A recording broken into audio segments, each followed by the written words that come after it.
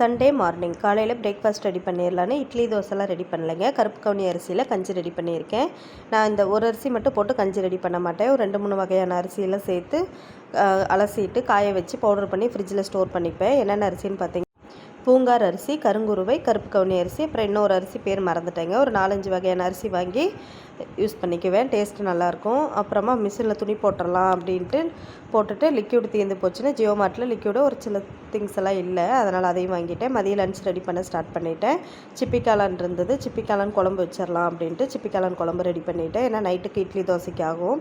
Evening கோயிலுக்கு போகிறோம், அதனால் மதியம் வச்சுட்டா ஒரு வேலை முடிஞ்சுது அப்படின்ட்டு சிப்பிக்காளான் குழம்பு, ரசம், ஒயிட் ரைஸ் வச்சாச்சு.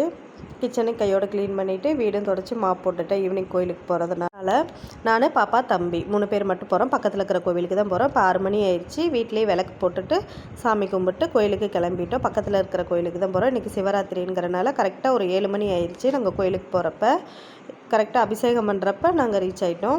கோயிலுக்கு போயிட்டு தேவையான பொருட்கள்லாம் வாங்கிட்டாங்க. அபிஷேகத்துக்கு பால், தயிர், திருமஞ்சனம் பொடி இந்த மாதிரிலாம் வாங்கி கொடுத்துட்டு எலுமிச்சம்பழம் வாங்கிட்டு போயிட்டு எல்லா சாமி கும்பிட்டு விளக்கு போட்டுட்டு நாங்களும் பூஜையில் கலந்துக்கிட்டோம். அப்போ தான் அபிஷேகம் பண்ணிகிட்டு இருந்தாங்க.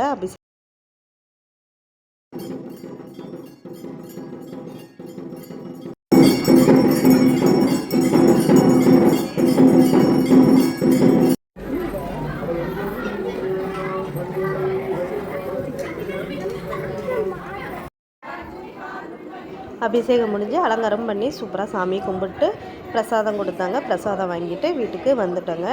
அவ்வளோதான், இதோட இந்த மினி விளாக் முடிஞ்சது. நெக்ஸ்ட் மினி விளாக்ல உங்களை மீட் பண்ணுறேன். இந்த மாதிரி மினி விளாக் பிடிச்சிருக்கா இல்லையான்னு மறக்காமல் கமெண்ட் பண்ணுங்கள். இந்த வீடியோ பிடிச்சிருந்தா லைக் அண்ட் ஷேர் பண்ணுங்கள். மறக்காமல் நம்ம சேனலுக்கு சப்ஸ்கிரைப் பண்ணுங்கள். தேங்க்யூ.